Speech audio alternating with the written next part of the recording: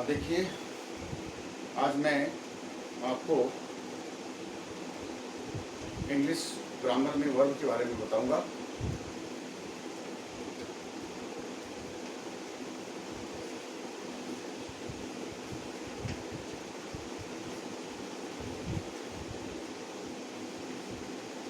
Verb क्रिया के बारे में। एक विद्यार्थी ने मुझे फ़ोन किया और उसने कहा कि सर, मेरे भाई ने मुझे बताया कि आप पहले इंग्लिश पढ़ाते थे, तो अभी थोड़ा इंग्लिश में भी कुछ बताइए हम लोगों को। मैंने कहा ठीक है।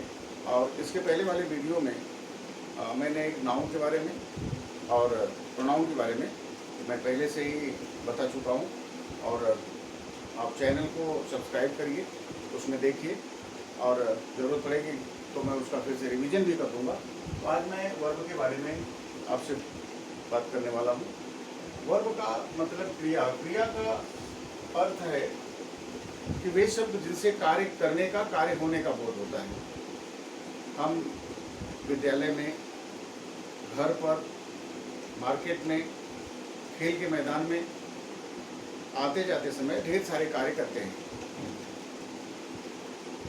तो वो शब्द जिससे कार्य होने का बोध होता हो वो शब्द क्रिया है। अब जब क्रिया की हम बात करते हैं तो इसमें एक तो आपको जानना होगा जो मेन वर्ब है, और दूसरा है ऑक्सिलरीज है, और तीसरा है मॉडल्स। आज मैं आपको जो मेन क्रिया है, मेन वर्ब है, मुख्य क्रिया है, सेंटेंस में मुख्य क्रिया है, उसके बारे में मैं आपको बताऊंगा। ऑक्सिलरीज और मॉडल्स। ऑक्सिलरी को सहायक क्रिया भी कहते हैं। सहायक क्रियाओं के बारे में और उनके जो फॉर्म्स हैं, टू डू फॉर्म है, टू बी फॉर्म है, और टू हैव फॉर्म्स हैं, ये तीनों फॉर्म के बारे में और मॉडल्स के बारे में हम अलग बताएंगे। तो आज हम केवल मेन वर्ब जो मुख्य क्रिया है उसके बारे में हम चर्चा करते हैं। ये देखो वर्ब है। जो भी वर्ब है, जो भी मेन वर्ब है, उसके जो फॉर्म्स हैं, ये पहला है प्रेजेंट, दूसरा है पास्ट, और तीसरा है पास्ट पार्टिसिपल।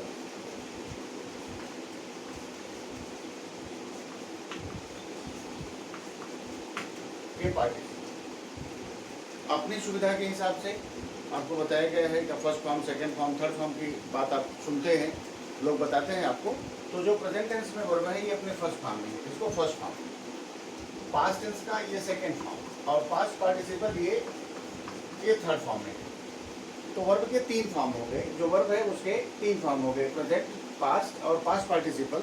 अपनी सुविधा के लिए ये वर्ब की फर्स्ट फॉर्म, सेकंड फॉर्म और थर्ड फॉर्म के नाम से भी आप इनको जानते हैं।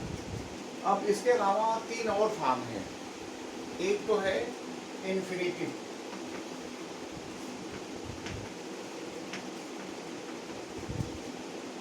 दूसरा है इसके अंदर जीरंट, और एक और फॉर्म इसका है जिसको हम कहते हैं प्रेजेंट पार्टिसिपल।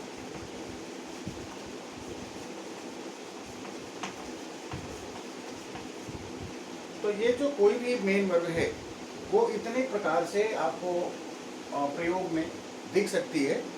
अगर कोई वर्ब है तो उसका फर्स्ट फॉर्म होगा जो रूट फॉर्म है, सेकंड फॉर्म में होगी, थर्ड फॉर्म में होगी, वो इन्फिनेटिव में भी उसका प्रयोग किया जा सकता है, and it can be used as gerund and present participle also. अब जैसे आप एक वर्ब का नाम लेते हैं, कोई भी एक वर्ब लीजिए, जैसे जाने का कार्य या करने का कार्य या कार्य होने का बोध हो रहा हो, जैसे राइट। राइट, राइट का मतलब लिखना। राइट सेकंड फॉर्म में इसका क्या है? रोट। थर्ड फॉर्म में क्या है? रिटन। तीन फॉर्म हो गए, प्रेजेंट में राइट, पास्ट में रोट, WROT, और पास्ट पार्टिसिपल में जो थर्ड फॉर्म उसका है रिटन। तो जो मेन वर्ब है वो अपने तीन फॉर्म में इस तरह से आएगी, फर्स्ट फॉर्म, सेकंड फॉर्म और थर्ड फॉर्म, सारी वर्ब आएगी। और इन्फिनिटिव में हम क्या कहते हैं कि ये जो फर्स्ट फॉर्म है इस फर्स्ट फॉर्म के ठीक पहले हम टू का प्रयोग करते हैं, टू राइट। जिरंड क्या है? जिरंड में हम क्या करते हैं? Verb plus ING, verb plus ING. Present में राइट है, राइट में हम आईएनजी का प्रयोग करेंगे तो हो जाएगा राइटिंग। देखो जब यहाँ पर आईएनजी का प्रयोग किया तो ई यहाँ से रिमूव हो गया, इसके प्रयोग आप बाद में देखेंगे। राइटिंग, और जो प्रेजेंट पार्टिसिपल है ये भी वर्ब प्लस आईएनजी है, वर्ब प्लस आईएनजी, ये भी हो गया राइटिंग। तो आपको एक वर्ब के इतने फॉर्म हो गए, present, past, past participle, infinitive, gerund और प्रेजेंट पार्टिसिपल। इसमें देखिए दो पार्टिसिपल हैं, एक तो पास्ट पार्टिसिपल है जिसको आप थर्ड फॉर्म कहते हैं, दूसरा प्रेजेंट पार्टिसिपल है जिसमें हम वर्ब के फर्स्ट फॉर्म में आईएनजी का प्रयोग करते हैं। और यहाँ भी आप देख रहे हैं कि वर्ब के फर्स्ट फॉर्म में आईएनजी है। जिरंड में भी वर्ब प्लस आईएनजी, वर्ब में आईएनजी का प्रयोग करते हैं, और प्रेजेंट पार्टिसिपल इसमें भी हम वर्ब की फर्स्ट फॉर्म में आईएनजी का प्रयोग करते हैं। अब जैसे दूसरी हम एक वर्ब लेते हैं, जैसे कम,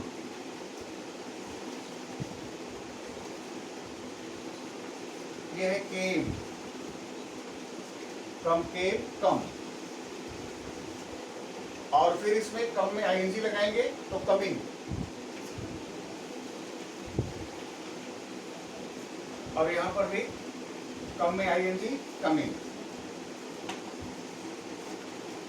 तो जितने भी वर्ब हैं इनके ये फॉर्म है, इनको आपको जानना चाहिए, क्योंकि जब हम वाक्य की रचना करते हैं, टेंस बदलता है, तो हर प्रकार के टेंस में जब सेंटेंस की रचना आप करेंगे तो उसमें इन प्रकार की बढ़ती हुई सहायक क्रियाओं की ज़रूरत आपको पड़ती है।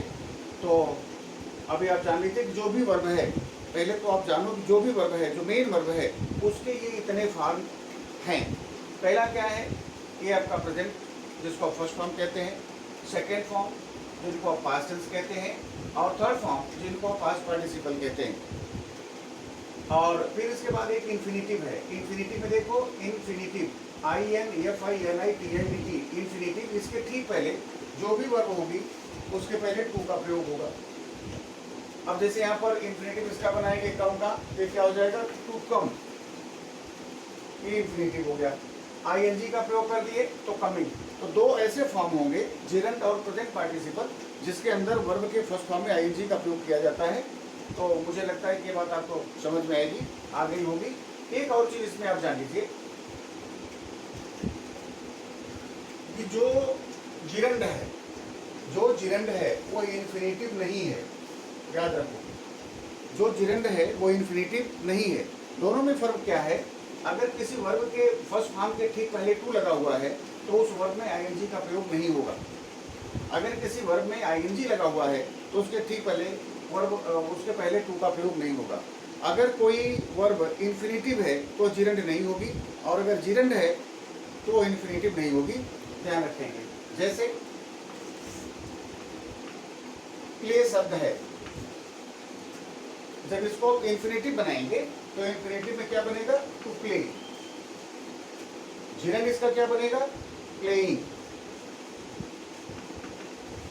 याद रखेंगे कि अगर प्ले के पहले, वर्ब के फर्स्ट फॉर्म के पहले टू लगा हुआ है तो उस वर्ब में आईएनजी का प्रयोग कभी नहीं होगा। तो जो इन्फिनिटिव है वो, जो अगर इन्फिनिटिव है, वर्ब अगर इन्फिनिटिव है तो जिरंड नहीं होगी, और जिरंड है तो इन्फिनिटिव नहीं होगा। तो ये प्रमुख रूप से इसमें वर्ब के फॉर्म्स के रूप में इन चीज़ों की जानकारी आपको होनी चाहिए। और एक बार मैं फिर इसका रिवीजन कर दूं, जो भी वर्ब है, वर्ब क्या है? जिससे कार्य होने का बोध होता है।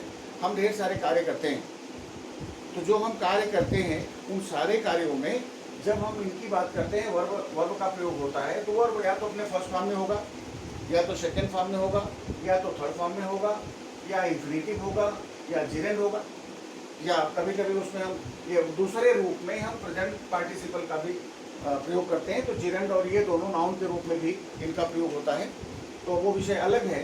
आज इस वीडियो में आपको केवल वर्ब के बारे में इतना जानना है कि वर्ब है वो इसके इतने फॉर्म है: present, past, past participle, infinitive, gerund और प्रेजेंट पार्टिसिपल।